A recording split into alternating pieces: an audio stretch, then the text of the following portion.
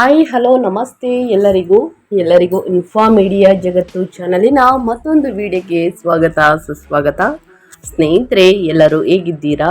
ಎಲ್ಲರೂ ಚೆನ್ನಾಗಿದ್ದೀರಾ ಅನ್ಕೊಂಡಿದ್ದೀನಿ. ನಾನು ಕೂಡ ತುಂಬಾನೇ ಚೆನ್ನಾಗಿದ್ದೀನಿ. ಎಲ್ಲರೂ ಚೆನ್ನಾಗಿದ್ದೀರಾ ಅನ್ಕೊಂಡು ಭಾವಿಸ್ಕೊಂಡು ಇವತ್ತಿನ ಒಂದು ವಿಡಿಯೋನ ಶುರು ಮಾಡಿಬಿಡೋಣ. ಇವತ್ತಿನ ಒಂದು ವಿಡಿಯೋದಲ್ಲಿ ಮಕರ ರಾಶಿಯವರಿಗೆ ಮೇ ದ್ವಿತೀಯಾರ್ಧದಲ್ಲಿ ಸ್ನೇಹಿತರೆ, ನಿಮ್ಮ ವ್ಯಾಪಾರದಲ್ಲಿ, ವ್ಯವಹಾರದಲ್ಲಿ, ಹಣಕಾಸಿನಲ್ಲಿ, ವೃತ್ತಿ ಜೀವನದಲ್ಲಿ, ಉದ್ಯೋಗದಲ್ಲಿ ಏನೆಲ್ಲ ಬದಲಾವಣೆಗಳನ್ನ ಗ್ರಹಗಳು ಸೂಚಿಸಲಿದೆ, ಯಾವುದರ ಬಗ್ಗೆ ಮಿಥುನ ರಾಶಿಯವರು ಎಚ್ಚರಿಕೆ ವಹಿಸಬೇಕು ಅನ್ನೋದನ್ನ ಇದೇ ವಿಡಿಯೋದಲ್ಲಿ ತಿಳಿಸ್ಕೊಡ್ತಾ ಹೋಗ್ತೀನಿ. ಇದನ್ನೆಲ್ಲ ಕಂಪ್ಲೀಟ್ ಆಗಿ ತಿಳ್ಕೋಬೇಕು ಅಂದ್ರೆ ಎಲ್ಲೂ ಕೂಡ ವಿಡಿಯೋನ ಸ್ಕಿಪ್ ಮಾಡಬಾರ್ದು. ಅಂದ್ರೆ ವಿಡಿಯೋನ ಕಟ್ ಮಾಡಿ ಓಡಿಸ್ಕೊಂಡು ಹೋಗಿ ನೋಡ್ತೀನಿ ಅಂದ್ರೆ ಫುಲ್ ಇನ್ಫಾರ್ಮೇಶನ್ ಅರ್ಥ ಆಗಲ್ಲ. ಸೊ ಹಾಗಾಗಿ ಎಲ್ಲ ವಿಡಿಯೋದಲ್ಲೂ ತಿಳಿಸ್ತಾ ಇರ್ತೀನಿ. ಮೊದಲಿಂದ ಕೊನೆ ತನಕ ವಿಡಿಯೋನ ವಾಚ್ ಮಾಡಿ, ವಿಡಿಯೋದಲ್ಲಿ ಒಳ್ಳೆ ಮಾಹಿತಿ ಸಿಕ್ಕಿದ್ದಲ್ಲಿ ತಪ್ಪದೆ ವಿಡಿಯೋಗೊಂದು ಲೈಕ್ ಕೊಟ್ಟು, ಇನ್ನು ನನ್ನ ಚಾನಲ್ನ ಸಬ್ಸ್ಕ್ರೈಬ್ ಮಾಡ್ಕೊಳ್ಳೋದನ್ನೇ ನೋಡ್ತಿದ್ರೆ ದಯವಿಟ್ಟು ಇನ್ಫಾರ್ಮೇಡಿಯಾಗೆ ಸಬ್ಸ್ಕ್ರೈಬ್ ಆಗಿ ನಿಮ್ಮ ಅಭಿಪ್ರಾಯಗಳನ್ನು ಕಮೆಂಟ್ ಬಾಕ್ಸಲ್ಲಿ ತಿಳಿಸಿ. ಯಾರೆಲ್ಲ ಸಬ್ಸ್ಕ್ರೈಬ್ ಮಾಡಿಕೊಂಡು ಪ್ರತಿನಿತ್ಯ ವಿಡಿಯೋ ವಾಚ್ ಮಾಡ್ತಿದ್ದೀರಾ ಅಂಥವರಿಗೆ ಥ್ಯಾಂಕ್ ಯು ಸೋ ಮಚ್ ಅಂತ ಹೇಳ್ತಾ ವಿಡಿಯೋದ ಕಡೆ ಗಮನ ಕೊಟ್ಬಿಡೋಣ. ಕಮೆಂಟ್ ಬಾಕ್ಸಲ್ಲಿ ಓಂ ನಮಃ ಶಿವಾಯ ಅಂತ ಕಮೆಂಟ್ ಮಾಡಿ. ಶಿವನ ಅನುಗ್ರಹದಿಂದ ನಿಮ್ಮ ಜೀವನದಲ್ಲಿ ಇರುವಂತಹ ಕಷ್ಟಗಳು, ಸಮಸ್ಯೆಗಳು, ಅಡಚಣೆಗಳು, ತೊಂದರೆಗಳು ಎಲ್ಲವೂ ಕೂಡ ಸಂಪೂರ್ಣವಾಗಿ ನಿವಾರಣೆಯಾಗಿ ಉನ್ನತ ಆರೋಗ್ಯವನ್ನ ಪಡೆದುಕೊಂಡು ಸುಖ ಸಂಪತ್ತು ಹೆಚ್ಚಳವಾಗಲಿ ಅಂತ ಕೇಳ್ಕೊತಾ ವಿಡಿಯೋದ ಕಡೆ ಗಮನ ಕೊಡ್ತಾ ಹೋಗೋಣ. ಸ್ನೇಹಿತರೆ, ಈ ಅದೃಷ್ಟ ರಾಶಿ ನಿಮ್ಮ ಕುಟುಂಬದಲ್ಲಿ, ನಿಮ್ಮ ಸ್ನೇಹಿತರಲ್ಲಿ ಇದ್ರೆ ದಯವಿಟ್ಟು ಅವ್ರಿಗೆ ವಿಡಿಯೋವನ್ನ ಶೇರ್ ಮಾಡಿ. ನಿಮ್ಮ ಕಡೆಯಿಂದ ಅದೃಷ್ಟದ ಭವಿಷ್ಯವನ್ನ ಅವರು ಕೂಡ ತಿಳ್ಕೊಂಡಂಗಾಗುತ್ತೆ. ಓಕೆ, ವಿಡಿಯೋದ ಕಡೆ ಗಮನ ಕೊಡ್ತಾ ಹೋಗೋಣ, ತಡ ಮಾಡೋದು ಬೇಡ. ಒಟ್ಟಾರೆಯಾಗಿ ಹೇಳಬೇಕು ಅಂದರೆ ಆರ್ಥಿಕ ವರದಾನ ಅಂತಲೇ ಹೇಳಬಹುದು. ಮೇ ದ್ವಿತೀಯಾರ್ಧದಂದು ಲಾಭಾಧಿಪತಿಯಾದ ಕುಜನು ಲಾಭದ ಸ್ಥಾನದಲ್ಲಿಯೇ 11ನೇ ಮನೆಯಲ್ಲಿ ಸ್ವಕ್ಷೇತ್ರದಲ್ಲೇ ಹೊಂದುವುದರಿಂದ ಮಿಥುನ ರಾಶಿಯವರಿಗೆ ನೀವು ಊಹಿಸದ ಮಟ್ಟಿಗೆ ಧನಲಾಭಗಳನ್ನು ಪಡೆಯುತ್ತೀರಿ. ಆಸೆಗಳು ಈಡೇರುತ್ತವೆ ಅಂತಲೇ ಹೇಳ್ಬೋದು. ತುಂಬ ದಿನಗಳಿಂದ ಇದನ್ನು ಖರೀದಿ ಮಾಡಬೇಕು, ಅದನ್ನು ತಗೊಳ್ಬೇಕು ಅನ್ನೋ ಆಸೆಗಳು ಕೂಡ ಈಡೇರುವಂತಹ ಸಮಯ ಶುರು ಅಂತಲೇ ಹೇಳ್ಬೋದು ಮಿಥುನ ರಾಶಿಯವರಿಗೆ. ಇನ್ನು ದ್ವಿತೀಯಾರ್ಧದಿಂದ ಪ್ರಯಾಣಗಳು, ಖರ್ಚುಗಳು ಹೆಚ್ಚಾಗ್ಬೋದು ಸ್ನೇಹಿತರೆ. ಮೇ ದ್ವಿತೀಯಾರ್ಧದಿಂದ ಲಗ್ನಾಧಿಪತಿಯಾದ ಬುಧ ಮತ್ತು ಸೂರ್ಯ ವ್ಯಯಸ್ಥಾನಕ್ಕೆ 12ನೇ ಮನೆಗೆ ಮೇ 22ರಲ್ಲಿ ಹೋಗುವುದರಿಂದ ವಿದೇಶಿ ವ್ಯವಹಾರಗಳು ಒಲಿದು ಬರುತ್ತವೆ. ಆದರೆ ಕೆಲಸಗಳಲ್ಲಿ ಸ್ವಲ್ಪ ಆಯಾಸ, ಖರ್ಚುಗಳಿಂದ ಅಂದರೆ ಪ್ರಯಾಣಗಳಿಂದ ಖರ್ಚುಗಳು ಹೆಚ್ಚಾಗಬಹುದು ಸ್ನೇಹಿತರೆ. ಆದರೂ ಅನಗತ್ಯ ಖರ್ಚುಗಳಿಂದ ಆದಷ್ಟು ದೂರ ಬಂದರೆ ಹೊಳಿತು. ಇನ್ನು ಮುಂದಿನದಾಗಿ ಹೇಳೋದಾದ್ರೆ ಲಗ್ನದಲ್ಲಿ ಅದ್ಭುತ ಯೋಗ ಅಂತಾನೆ ಹೇಳಬಹುದು ಮಿಥುನ ರಾಶಿಯವರಿಗೆ. ಮೇ ದ್ವಿತೀಯಾರ್ಧದಲ್ಲಿ ಶುಕ್ರನು ನಿಮ್ಮ ಜನ್ಮ ರಾಶಿಗೆ ಪ್ರವೇಶಿಸಿ ಗುರುವಿನೊಂದಿಗೆ ಸೇರುವುದರಿಂದ ನಿಮ್ಮ ವೈಯಕ್ತಿಕ ಆಕರ್ಷಣೆಗಳು, ಕೀರ್ತಿ ಪ್ರತಿಷ್ಠೆಗಳು ವಿಪರೀತವಾಗಿ ಹೆಚ್ಚಾಗುತ್ತವೆ. ಎಲ್ಲರ ಗಮನ ನಿಮ್ಮ ಮೇಲೆಯೇ ಇರುತ್ತದೆ ಅಂತಲೇ ಹೇಳಬಹುದು. ಇದು ಒಟ್ಟಾರೆಯಾಗಿ ಸ್ನೇಹಿತರೆ ಮಿಥುನ ರಾಶಿಯವರ ಫಲಿತಾಂಶ ಹೀಗಿರಲಿದೆ. ಪ್ರಮುಖ ಮುಖ್ಯಾಂಶಗಳು ಅಂತಲೇ ಹೇಳ್ಬೋದು. ಇನ್ನು ಒಟ್ಟಾರೆಯಾಗಿ ಹೇಳೋದಾದರೆ ಮಿಥುನ ರಾಶಿಯವರಿಗೆ ಮೇ ದ್ವಿತೀಯಾರ್ಧದಲ್ಲಿ ಅಂದರೆ 15ನೇ ತಾರೀಕು ನಂತರ ಶನಿ ಅಮಾವಾಸ್ಯೆ ಯಾವಾಗ ಮುಗೀತೋ ಆವಾಗ ಸಾಕಷ್ಟು ಬದಲಾವಣೆಗಳು ಕಂಡು ಬರಬಹುದು. ಹಬ್ಬದ ವಾತಾವರಣ ತರಲಿದೆ ಅಂತಲೇ ಹೇಳ್ಬೋದು. ದ್ವಿತೀಯಾರ್ಧದಿಂದ ನಿಮ್ಮ ಲಗ್ನದಲ್ಲಿ ಈಗಾಗಲೇ ನೆಲೆಸಿರುವಂತಹ ಗುರು ಜೊತೆಗೆ ವಿವಿಧ ಗ್ರಹಗಳ ಸಕಾರಾತ್ಮಕ ಸಂಚಾರ ನಿಮ್ಮನ್ನ ವಿಜಯದ ಪಥದಲ್ಲಿ ಮುನ್ನಡೆಸುತ್ತದೆ.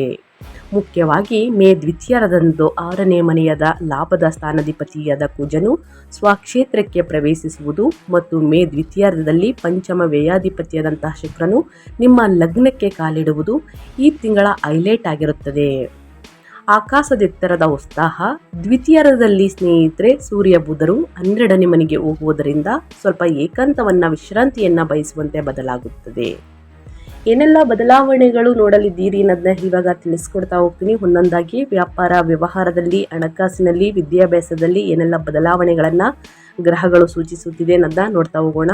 ಸಾಕಷ್ಟು ಪೇರೆಂಟ್ಸ್ಗಳು, ಸಾಕಷ್ಟು ತಂದೆ ತಾಯಿಗಳು ಅಥವಾ ಮಿಥುನ ರಾಶಿಯನ್ನು ಯಾರೆಲ್ಲ ಹೊಂದಿದ್ದೀರಾ ವಿದ್ಯಾರ್ಥಿಗಳು ಸಾಕಷ್ಟು ಕಮೆಂಟ್ನ ಮಾಡ್ತಾ ಇರ್ತೀರಾ. ಮೇ ತಿಂಗಳು ಮತ್ತು ಜೂನ್ ತಿಂಗಳಲ್ಲಿ ವಿದ್ಯಾರ್ಥಿಗಳ ಫಲಿತಾಂಶವನ್ನು ತಿಳಿಸ್ಕೊಡಿ.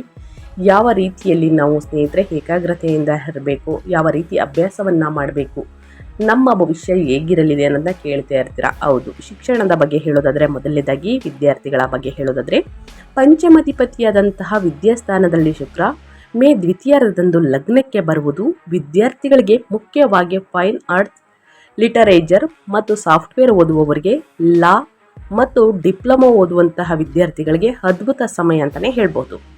ಕ್ರಿಯೇಟಿವ್ ಐಡಿಯಾಗಳೊಂದಿಗೆ ಮಿಂಚುತ್ತಾರೆ. ಆದರೆ ಮೇ ದ್ವಿತೀಯಾರ್ಧದ ನಂತರ ಅಂದರೆ 25ನೇ ತಾರೀಕು ನಂತರ ವಿದ್ಯಾಕಾರಕ ಮತ್ತು ಲಗ್ನಾಧಿಪತಿಯಾದ ಬುಧನು 12ನೇ ಮನೆಗೆ ಹೋಗುವುದರಿಂದ ಏಕಾಗ್ರತೆಗೆ ಭಂಗ ಬರುವಂತಹ ಅಪಾಯವಿದೆ.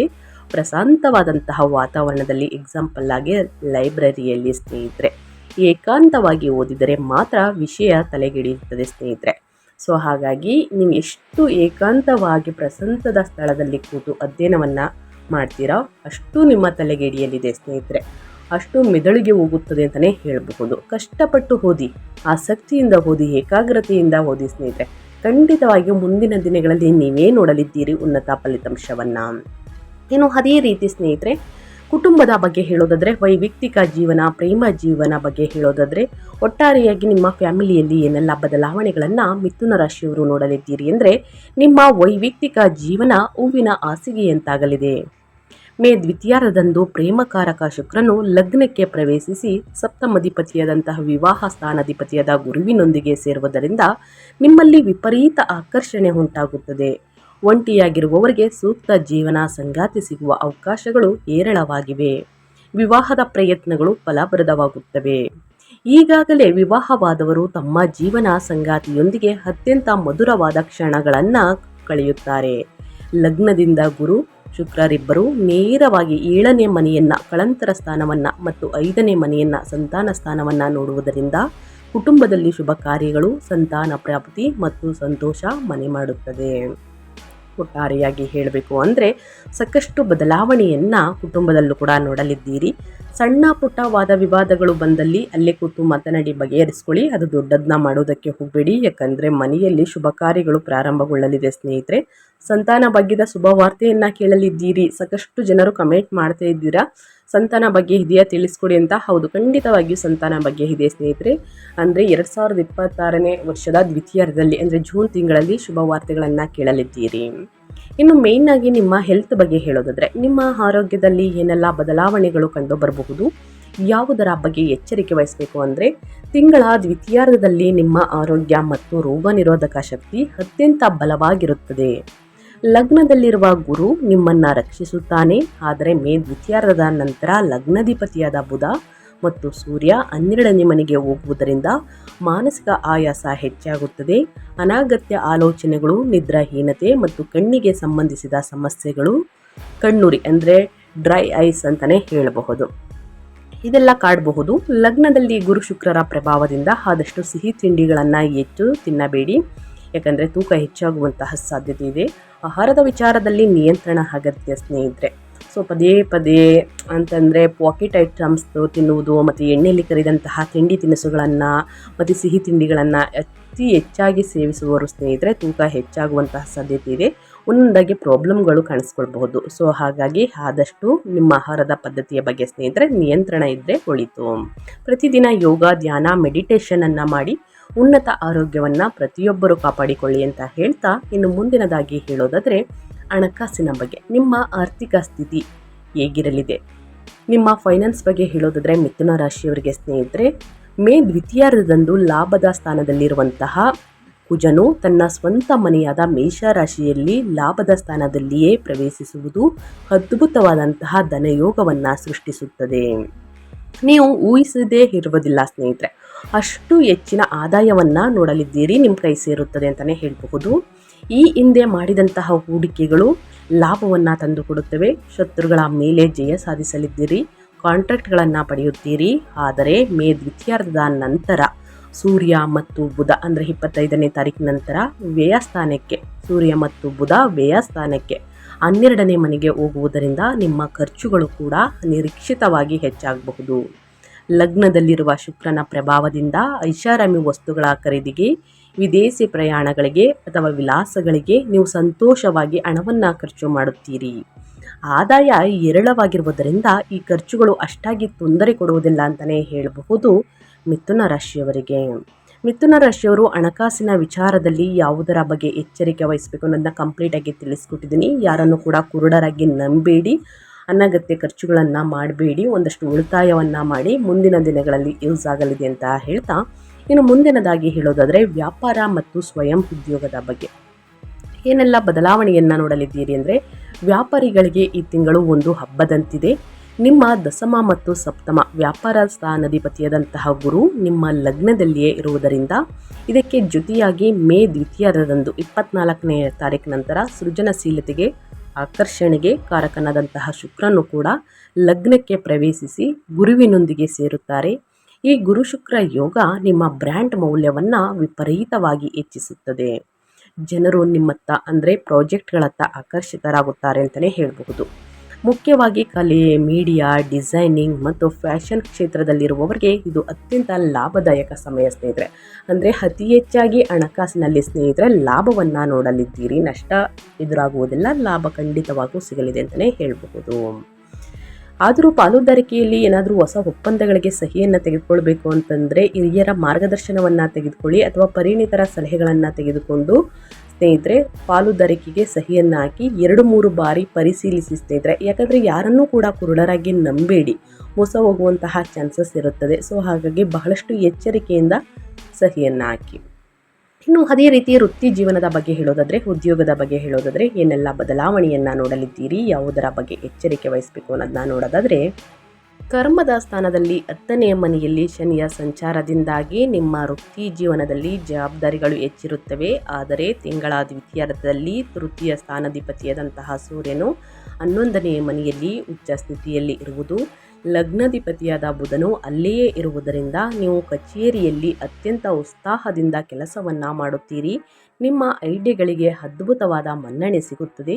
ಮೇಲಧಿಕಾರಿಗಳಿಂದ ಪ್ರಶಂಸೆಗಳು ಅಥವಾ ಇಂಕ್ರಿಮೆಂಟ್ಗಳನ್ನು ಪಡೆಯುತ್ತೀರಿ. ಮೇ ದ್ವಿತೀಯಾರ್ಧದ ನಂತರ ಅಂದರೆ 25ನೇ ತಾರೀಕು ನಂತರ ಸೂರ್ಯ ಮತ್ತು ಲಗ್ನಾಧಿಪತಿ ಬುಧನು 12ನೇ ಸ್ಥಾನವಾದಂತಹ ಋಷಭ ರಾಶಿಗೆ ಪ್ರವೇಶಿಸುವುದರಿಂದ ವಾತಾವರಣ ಕೊಂಚ ಬದಲಾಗುತ್ತದೆ. ತೆರೆಮರೆಯ ರಾಜಕೀಯ ನಿಮ್ಮನ್ನು ಸ್ವಲ್ಪ ಇಕ್ಕಟ್ಟಿಗೆ ಸಿಲುಕಿಸಬಹುದು. ಆದರೆ ಈ ಗ್ರಹಸ್ಥಿತಿ ಬಹುರಾಷ್ಟ್ರೀಯ ಕಂಪನಿಗಳಲ್ಲಿ ಕೆಲಸ ಮಾಡುವವರಿಗೆ, ವಿದೇಶಿ ಕ್ಲೈಂಟ್ಗಳೊಂದಿಗೆ ವ್ಯವಹರಿಸುವವರಿಗೆ ಉತ್ತಮ ಅವಕಾಶಗಳನ್ನು ನೀಡುತ್ತದೆ. ಕಚೇರಿ ಕೆಲಸದ ನಿಮಿತ್ತ ದೂರ ಪ್ರಯಾಣ ಮಾಡುವ ಸೂಚನೆಗಳು ಹೆಚ್ಚಾಗಿವೆ ಅಂತಲೇ ಹೇಳಬಹುದು. ಒಟ್ಟಾರೆಯಾಗಿ ಹೇಳಬೇಕು ಅಂದರೆ ಸ್ನೇಹಿತರೆ, ಏನೆಲ್ಲ ಬದಲಾವಣೆಯನ್ನು ನೋಡಲಿದ್ದೀರಿ ವ್ಯಾಪಾರ ವ್ಯವಹಾರದಲ್ಲಿ, ವೃತ್ತಿ ಜೀವನದಲ್ಲಿ, ಉದ್ಯೋಗದಲ್ಲಿ, ನಿಮ್ಮ ಹಣಕಾಸಿನ ಬಗ್ಗೆ ಅನ್ನೋದನ್ನ ಕಂಪ್ಲೀಟಾಗಿ ತಿಳಿಸ್ಕೊಟ್ಟಿದ್ದೀನಿ. ಇಷ್ಟರಲ್ಲಿ ಏನೇ ಡೌಟ್ಸ್ ಇದ್ದರೂ ಕೂಡ ಕಮೆಂಟ್ ಮಾಡಿ, ಪ್ರತಿಯೊಬ್ಬರಿಗೂ ಆನ್ಸರ್ ಮಾಡ್ತೀನಿ ಅಂತ ಹೇಳ್ತಾ, ಇನ್ನು ಸಮಸ್ಯೆಗಳನ್ನು ಎದುರಾಗಲಿದೆ ಅಂತ ತಿಳಿಸಿದ್ದೀನಿ. ಅದಕ್ಕೆಲ್ಲ ಪರಿಹಾರ ಇಲ್ವಾ ಅಂದರೆ ಖಂಡಿತವಾಗಿಯೂ ಪರಿಹಾರವನ್ನು ತಿಳಿಸ್ಕೊಡ್ತೀನಿ. ನನ್ನ ಚಾನಲ್ನಲ್ಲಿ ಬರುವಂತಹ ಈ ಸಣ್ಣ ಪುಟ್ಟ ಪರಿಹಾರದಿಂದನೇ ದೊಡ್ಡ ಸಮಸ್ಯೆಗಳೇ ನಿವಾರಣೆಯಾಗಲಿದೆ. ಸೊ ಹಾಗಾಗಿ ತಪ್ಪದೆ ಈ ಪರಿಹಾರಗಳನ್ನು ಅನುಸರಿಸಿ. ಮೇ ದ್ವಿತೀಯಾರ್ಧದಲ್ಲಿ 12ನೇ ಮನೆಯಲ್ಲಿ ಸೂರ್ಯ ಬುಧರಿಂದ ಬರುವಂತಹ ಮಾನಸಿಕ ಒತ್ತಡವನ್ನು ಮತ್ತು ಖರ್ಚುಗಳನ್ನು ಕಡಿಮೆ ಮಾಡಲು ಈ ಪರಿಹಾರಗಳನ್ನು ಫಾಲೋ ಮಾಡಿ ಸ್ನೇಹಿತರೆ. ಖಂಡಿತವಾಗಿಯೂ ಸಮಸ್ಯೆಗಳು ನಿವಾರಣೆಯಾಗಲಿದೆ.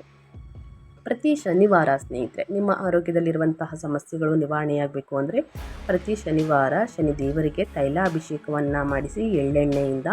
ಆದಷ್ಟು ಬಡವರಿಗೆ, ನಿರ್ಗತಿಕರಿಗೆ ಸ್ನೇಹಿತರೆ ಕಪ್ಪು ಎಳ್ಳು, ಉದ್ದಿನ ಬೇಳೆ, ಕಪ್ಪು ಬಟ್ಟೆಯನ್ನು ದಾನ ಮಾಡುವುದರಿಂದ ಸಮಸ್ಯೆಗಳು ಕ್ರಮೇಣವಾಗಿ ಕಡಿಮೆಯಾಗಲಿದೆ. ಸೊ ಹಾಗಾಗಿ ಈ ಒಂದು ಪರಿಹಾರವನ್ನು ಮಾಡಿ. ಇನ್ನು ಎರಡನೇದಾಗಿ ವಿಷ್ಣು ಆರಾಧನೆ. ನಿಮ್ಮ ಲಗ್ನಾಧಿಪತಿ ಬುಧನು 12ರಲ್ಲಿ ದುರ್ಬಲನಾಗಿರಲು ಪ್ರತಿ ಬುಧವಾರ ಶ್ರೀ ವಿಷ್ಣು ಸಹಸ್ರನಾಮ ಸ್ತೋತ್ರವನ್ನು ಪಾರಾಯಣವನ್ನು ಮಾಡಿ. ಇದು ನಿದ್ರಾಹೀನತೆಯನ್ನು ದೂರ ಮಾಡಿ ಮಾನಸಿಕ ನೆಮ್ಮದಿಯನ್ನು ನೀಡುತ್ತದೆ. ಇನ್ನು ಗೋಮಾತಾ ಸೇವೆ. ಬುಧ ಮತ್ತು ಶುಕ್ರನ ಅನುಗ್ರಹಕ್ಕಾಗಿ ಹಸುಗಳಿಗೆ ಹಸಿರು ಹುಲ್ಲು ಅಥವಾ ಪಾಲಕ್ ಸೊಪ್ಪನ್ನು ತಿನ್ನಿಸಿ. ಇದು ವ್ಯಾಪಾರದಲ್ಲಿರುವಂತಹ ಅಡೆತಡೆಗಳು, ತೊಂದರೆಗಳು, ಇನ್ನು ನಷ್ಟವನ್ನು ನೋಡ್ತಿರ್ತೀರಾ ಅವೆಲ್ಲವೂ ಕೂಡ ನಿವಾರಿಸುತ್ತದೆ ಅಂತಲೇ ಹೇಳ್ಬೋದು ಅಡೆತಡೆಗಳನ್ನೆಲ್ಲ. ಸೊ ಹಾಗಾಗಿ ಈ ಒಂದು ಪರಿಹಾರವನ್ನು ಕೂಡ ಮಾಡಬಹುದು. ಇನ್ನು ದಾನ ಧರ್ಮ.